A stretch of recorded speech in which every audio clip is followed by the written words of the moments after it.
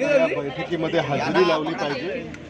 या बैठकीमध्ये ज्या संदर्भाने ही बैठक आज बोलवलेली आहे, महाराष्ट्र विधानसभेच्या निकालाच्या संदर्भाने आज होणार आहे। त्यामुळे त्या चर्चेमध्ये सहभागी झाल्याशिवाय त्याच्यावर टिप्पणी करणं थोडंसं काहीच होईल। सर, जे निकाल लागलेत विधानसभा निवडणुकीचे त्या निकालाबद्दल काय सांगाल? की शिवसेनेने स्वबळावर लढायला हवं असा त्यांच्या पक्षामध्ये अनेकांचा सूर होता। महाविकास आघाडी एकत्रित लढल्याने हा रिझल्ट आला। मला असं वाटतं की त्यांनी कोणत्या संदर्भाने ते वक्तव्य केलं आहे याची काही कल्पना मला नाही आहे। मला असं वाटतं की महाविकास आघाडीतले सारेच पक्ष या निकालांचा आढावा घेत आहेत आणि तो आढावा खोलवर घेतल्याशिवाय त्याच्यावर टिप्पणी करणं हे योग्य होणार नाही। सर, ते निकाल लागले विधानसभेचे, त्या निकालाबद्दल तुमची काय प्रतिक्रिया? कारण खूपच निकाल धक्कादायक आहेत। अनेक ठिकाणाहून तक्रारी येत आहेत। महाराष्ट्रातच नाही तर देशभरात त्याची चर्चा होते। म्हणजे देशभरात असं वाटत होतं की महाविकास आघाडी यावेळेला सत्तेवर येईल, पण तसं झालं नाही आणि या निकालांमध्ये अनेकांनी या ठिकाणी EVMवर सुद्धा शंका व्यक्त केलेली आहे। काँग्रेसनं तर देश पातळीवर याची नोंद खूप गांभीर्याने घेतली आहे।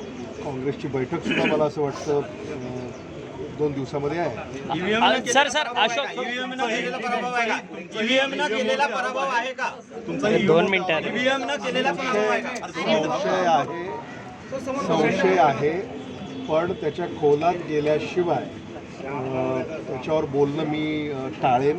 कारण खूप तक्रारी आहेत, त्या तक्रारीची शहानिशा आपण केली पाहिजे आणि शेवटी EVM बद्दल आता सत्ताधारीच बोलू शकतात। सर अशोकराव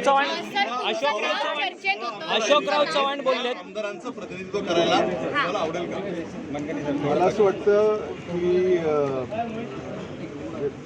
ही वैचारिक लढाई आहे। आता आकडेवारी ही जरी महत्त्वाची असली तरी मला पहिल्यांदा पक्षामध्ये आम्ही याचं अवलोकन करून त्याच्यावर विचारविनिमय करून पुढची दिशा। सर अशोकराव चव्हाण म्हणतात की मला ज्यांनी संपवण्याचा प्रयत्न केला ते विधानसभेच्या निवडणुकीत संपलेले आहेत। तुमचं देखील नाव घेतलं, तुमच्या बंधूंचं नाव देखील त्यांनी घेतलं।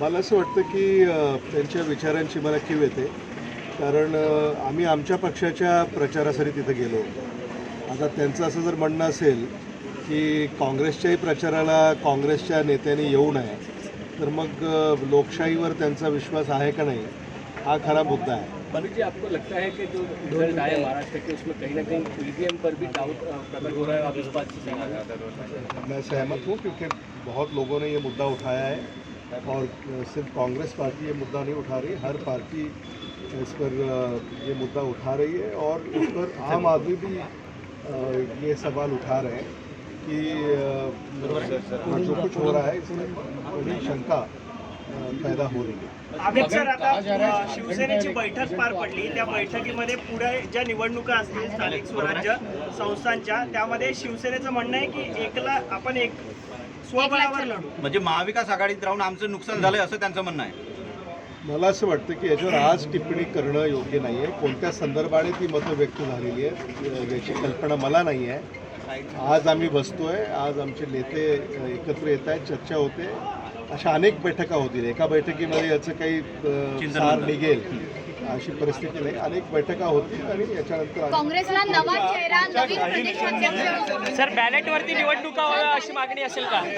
एकत्रित येऊन आंदोलन वगैरे काही करणार का?